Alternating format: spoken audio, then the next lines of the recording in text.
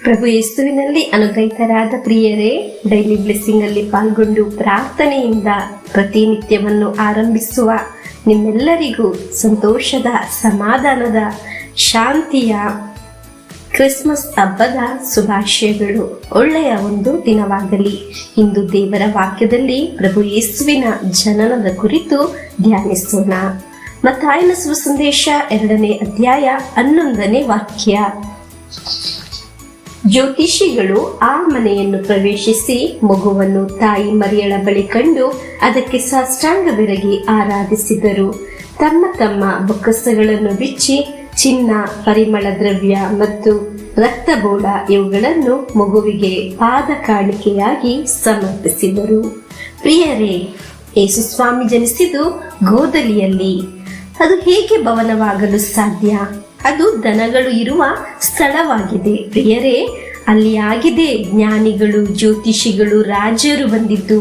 ಪ್ರಿಯರೇ, ಪ್ರೀತಿ ಇರುವ, ಒಗ್ಗಟ್ಟಿರುವ, ಪರಸ್ಪರ ಅರ್ಥ ಮಾಡಿಕೊಳ್ಳುವ ಸ್ಥಳವಾಗಿದೆ ಭವನ.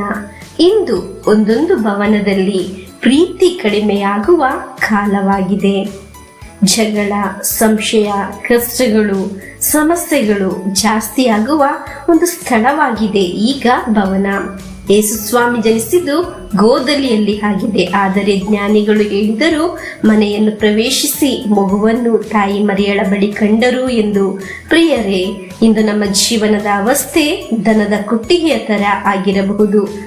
ನಮ್ಮ ಜೀವನ ಅನೇಕ ಕೊರತೆಗಳು, ಪಾಪಗಳು, ಬಲಹೀನತೆಗಳು ಬಿದ್ದು ಹೋದ ಒಂದು ಅವಸ್ಥೆಯಾಗಿರಬಹುದು.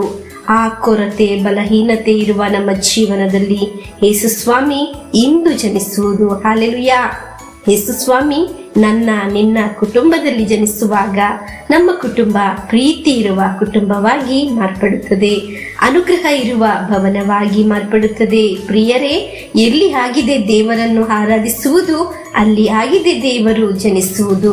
ಎಲ್ಲಿ ಆಗಿದೆ ದೇವರನ್ನು ಮಹಿಮೆ ಪಡಿಸುವುದು, ಅಲ್ಲಿ ಆಗಿದೆ ದೇವರು ಜನಿಸುವುದು. ಯಾರೆಲ್ಲ ಆಗಿದೆ ದೇವರನ್ನು ಹುಡುಕುವುದು, ಅವರ ಜೀವನದ ಮೇಲೆ ಒಂದು ನಕ್ಷತ್ರ ಉದಯಿಸುತ್ತದೆ, ಒಂದು ಉಡುಪು ಮೂಡುತ್ತದೆ, ಅನುಗ್ರಹ ಬರುತ್ತದೆ. ಇಂದು ಜೀವಿಸುವ ದೇವರನ್ನು ಆರಾಧಿಸುವ ನಾವು, ನಮ್ಮ ಭವನದಲ್ಲಿ ಅನುಗ್ರಹದ ಮಳೆಯು ಸುರಿಯುತ್ತದೆ, ಅನುಗ್ರಹದ ನಕ್ಷತ್ರವು ಉದಯಿಸುತ್ತದೆ. ಸಂತೋಷದ ನಕ್ಷತ್ರ, ಅನುಗ್ರಹದ ನಕ್ಷತ್ರ, ನಿರೀಕ್ಷೆಯ ನಕ್ಷತ್ರ, ಪ್ರೀತಿಯ ನಕ್ಷತ್ರ ನಮ್ಮ ಭವನದಲ್ಲಿ ಇಂದು ಉದಯಿಸಲಿ ಎಂದು ಪ್ರಾರ್ಥಿಸಿ ಪ್ರಭು ಯೇಸುವಿನ ಆಶೀರ್ವಾದವನ್ನು ಸ್ವೀಕರಿಸೋಣ. Happy Christmas.